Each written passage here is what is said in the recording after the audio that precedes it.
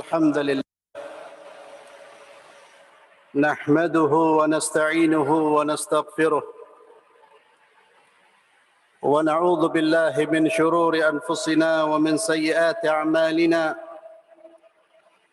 من يهده الله فلا مضل له ومن يضلل فلا هادي له وأشهد أن لا إله إلا الله وحده لا شريك له وأشهد أن محمدًا عبده ورسوله لا نبي بعده قال الله تبارك وتعالى في كتابه الكريم أعوذ بالله من الشيطان الرجيم يا أيها الذين آمنوا اتقوا الله حق تقاته ولا تموتن إلا وأنتم مسلمون يا أيها الناس اتقوا ربكم الذي خلقكم من نفس واحدة وخلق منها زوجها وبث منهما رجالا كثيرا ونساء واتقوا الله الذي تساءلون به والأرحام إن الله كان عليكم رقيبا يا أيها الذين آمنوا اتقوا الله وقولوا قولا سديدا يصلح لكم أعمالكم ويغفر لكم ذنوبكم ومن يطع الله ورسوله فقد فاز فوزا عظيما فإن أصدق الحديث كتاب الله وخير الهدى هدى محمد صلى الله عليه وسلم وشر الأمور محدثاتها وكل محدثة بدعة وكل بدعة ضلالة معاشر المسلمين رحمني ورحمكم الله أوصي نفسي وإياكم بتقوى الله فقد فاز المتقون. Khatib berwasiat untuk diri pribadi dan juga kepada para jamaah sekalian agar senantiasa bertakwa kepada Allah Subhanahu wa taala, agar senantiasa istiqamah dalam ketakwaan kepada Allah Subhanahu wa taala. Faqad fazal muttaqun, karena kebahagiaan, kemenangan hanya milik orang-orang yang bertakwa kepada Allah Subhanahu wa taala. Ma'asyiral muslimin rahimani wa rahimakumullah. Dalam kesempatan khutbah Jumat di hari yang mulia ini, khatib ingin menyampaikan nasihat dari sahabat Rasulullah sallallahu alaihi wasallam sekaligus menantu beliau, yakni sahabat Ali bin Abi Talib radhiyallahu tabaraka wa ta'ala an. Nasihat ini disampaikan oleh Ali bin Abi Talib kepada seorang tabi'in yang bernama Kumail bin Ziyad. Namun karena terbatasnya waktu, saya tidak akan membacakan seluruh nasihat yang disampaikan oleh Sayyidina Ali kepada Kumail bin Ziyad. Saya hanya mengambil nasihat atau sebagian dari nasihat yang beliau nasihatkan kepada Kumail bin Ziyad. Saya sampaikan nasihat beliau ini di atas mimbar ini, ma'asyiral muslimin, karena apa yang beliau sampaikan merupakan realita tentang kondisi atau golongan manusia, dan realita ini akan terus ada. Golongan manusia ini akan terus ada ila yaumil qiyamah, sampai hari kiamat. Ali bin Abi Talib radhiyallahu tabaraka wa ta'ala an, beliau berkata setelah Kumail bin Ziyad menyampaikan bagaimana Ali bin Abi Talib mengajaknya ke suatu tempat untuk diberi nasihat, lalu Ali bin Abi Talib radhiyallahu anhu beliau berkata kepada Kumail bin Ziyad, "Ya Kumail, al-qulubu aw'iyah fa khairuha aw'a'a fahfad anni ma aqulu lak." Wahai Kumail, hati manusia itu ibarat wadah, ibarat tempat yang menampung berbagai macam pengetahuan, informasi, kebenaran. Tempatnya adalah di dalam hati, fil qulub. Dan sebaik-baik hati adalah hati yang paling cepat merespon kebenaran tersebut, yang paling mampu menangkap isi dari kebenaran tersebut. Fahfad anni ma aqulu lak. Jagalah atau hafalkan apa yang aku katakan kepadamu. An-nasu thalathatun. Kata Ali bin Abi Thalib, wahai Kumail, manusia itu ada 3 golongan. Yang pertama kata beliau, alimun rabbani, seorang ulama atau ulama rabbani. Apa yang dimaksud oleh ulama? Apa yang dimaksud dengan ulama rabbani? Dijelaskan oleh Imam Ibn al-Arabi. Al-Imam Ibn al-Arabi mengatakan seseorang disebut sebagai alimur rabbani idza kana ar-rajulu aliman amilan mualliman. Seseorang disebut dengan ulama rabbani jika dia adalah orang yang berilmu, alim. Berilmu di sini berilmu dalam urusan agama. Alim wa amilan. Namun dia tidak hanya mengumpulkan ilmu, mengisi hatinya dengan wahyu, tapi dia amil, dia mengamalkan ilmunya. Apakah sudah cukup seseorang berilmu dan mengamalkan ilmunya dianggap sebagai ulama rabbani? Belum, kata Imam Ibn al-Arabi. Dia dianggap sebagai ulama rabbani jika dia berilmu, beramal, wa mualliman, dan dia mengajarkan ilmunya kepada umat. Dia menyampaikan al-haq kepada umat. Itulah ulama rabbani. Inilah golongan yang disebut oleh Allah Subhanahu wa taala di dalam surat Fatir ayat 28, innama yakhsyallaha min ibadihil ulama. Sesungguhnya orang-orang yang takut hanyalah ulama, atau sesungguhnya orang-orang yang takut kepada Allah adalah hanyalah para ulama. Mereka lah orang-orang yang disebut dengan ulama rabbani. Kata-kata rabbani ma'asyiral muslimin untuk membedakan mereka dengan orang-orang yang dianggap alim tapi sebetulnya mereka bukan orang alim. Atau dengan bahasa Al-Imam Al-Ghazali, ada ulama usu, ada ulama-ulama orang-orang berilmu tapi perilaku sikapnya tidak mencerminkan ilmu yang dia ketahui. Ulama-ulama yang menjual dunia, menjual agama demi dunia. Maka alimur rabbani harus kita kenal. Kita harus bisa mengidentifikasi siapa ulama yang sesungguhnya. Karena mereka adalah sumber ilmu, mereka adalah hudan, mereka adalah petunjuk, dan mereka adalah warathatul anbiya. Dan Allah Azza wa Jalla di dalam Al-Quran juga mengingatkan bahwa banyak di antara para ruhban, banyak di antara para ulama dan ahli ibadah yang mana mereka justru menjadikan ilmu mereka, ibadah-ibadah mereka untuk meraup kekayaan dari manusia dan menyesatkan manusia dari jalan Allah. Dan model ulama-ulama su' seperti ini ma'asyiral muslimin akan terus ada. Namun yang diangkat oleh Ali bin Abi Thalib, yang kita disuruh memperhatikan dan berpegang teguh di jalan mereka adalah alimun rabbani. Mereka yang punya integritas, mereka yang punya kejujuran, ada kesatuan antara apa yang mereka simpan dengan apa yang mereka ucapkan.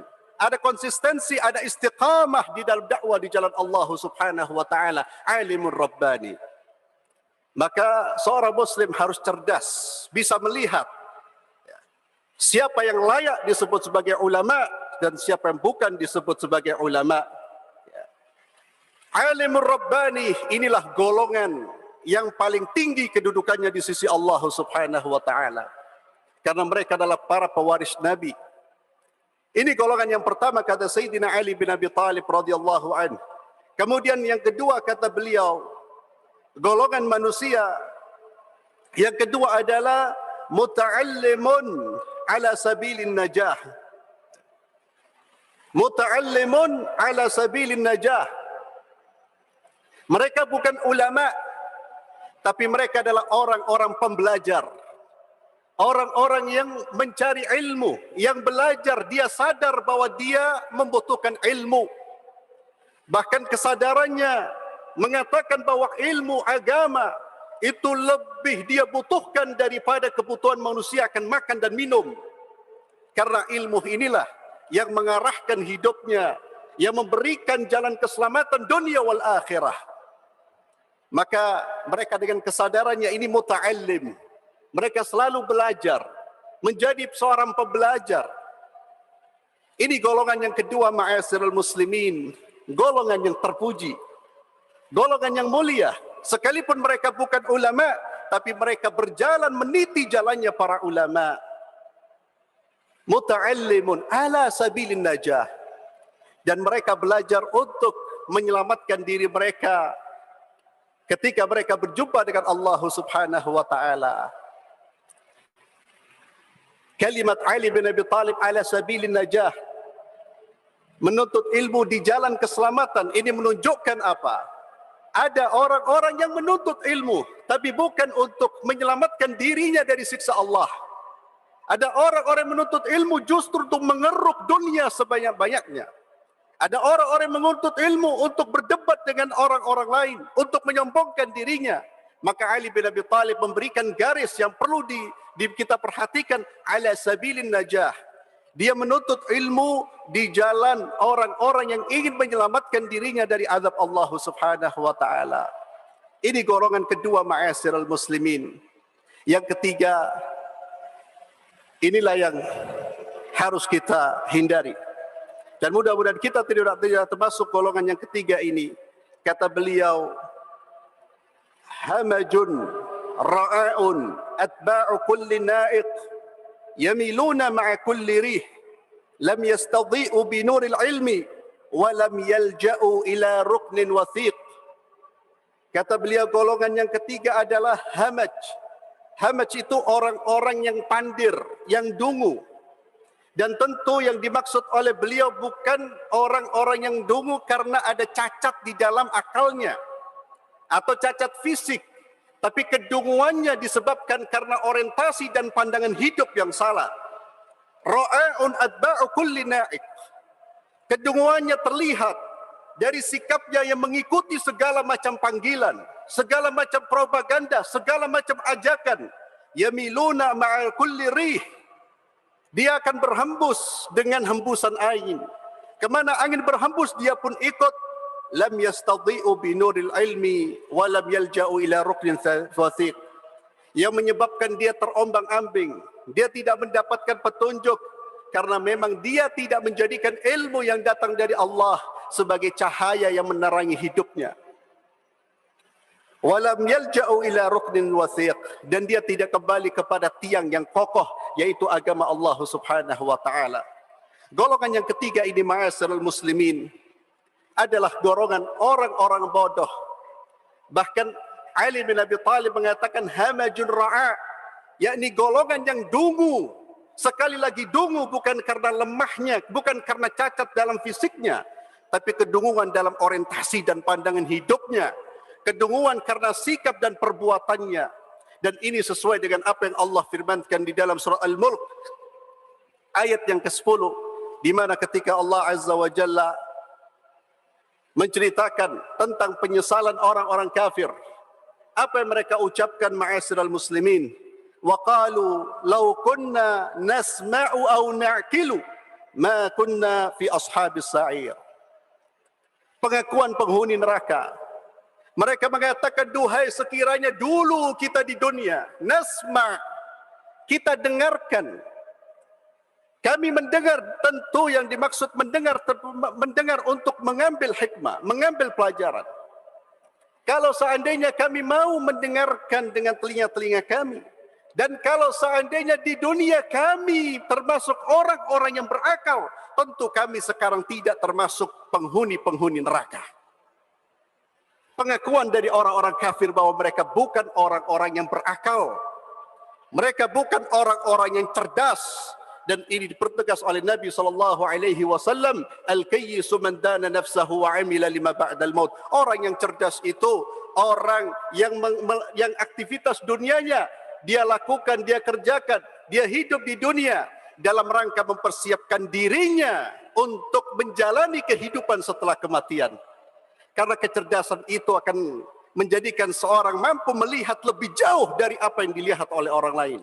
Seorang muslim yang cerdas, dia tidak hanya melihat kehidupan dunia, dia melihat ada kehidupan di balik kehidupan dunia ini. Bahkan kehidupan akhirat itulah kehidupan yang sesungguhnya. Maka benar apa yang dikatakan Ali bin Abi Thalib radhiyallahu anhu, golongan yang ketiga adalah golongan orang-orang yang dungu, orang-orang yang tidak berakal. Dan mudah-mudahan Allah Azza wa Jalla menjauhkan kita dari golongan yang ketiga ini. Barakallahu li wa lakum fil Qur'anil azim wa nafa'ani wa iyyakum bima fihi minal ayati wadh-dhikril hakim wa taqabbalallahu minna wa minkum tilawatahu innahu was-sami'ul 'alim. Alhamdulillahi rabbil alamin. Wassalatu wassalamu ala asyrafil anbiya'i wal mursalin. Nabiyyina Muhammadin wa ala alihi wa sahbihi ajma'in. Wa ba'd. Ma'asyiral muslimin rahimani wa rahimakumullah. Itulah tiga golongan yang disampaikan oleh Ali bin Abi Thalib radhiyallahu tabaraka wa ta'ala anhu. Tiga golongan manusia yang mana tiga golongan ini akan selalu ada, akan selalu muncul. Yang pertama, ma'asyiral muslimin, alimun rabbani. Ulama-ulama yang berilmu, mengamalkan ilmunya dan mendakwakan ilmunya di jalan Allah dan menyampaikan ilmunya, mengajarkan ilmunya karena Allah Subhanahu wa taala. Mereka konsisten di jalan Allah. Mereka konsisten dalam menyampaikan kebenaran, wala yakhafuna laumata laim, wala yakhafuna fillahi laumata laim. Orang-orang tidak takut terhadap celaan manusia, hinaan manusia, perilaku buruk manusia terhadap mereka. Mereka tetap konsisten, komitmen di jalan Allah. Karena ulama yang sesungguhnya adalah ulama yang mengabdi kepada Allah, bukan mengabdi kepada manusia. Itu alimur rabbani.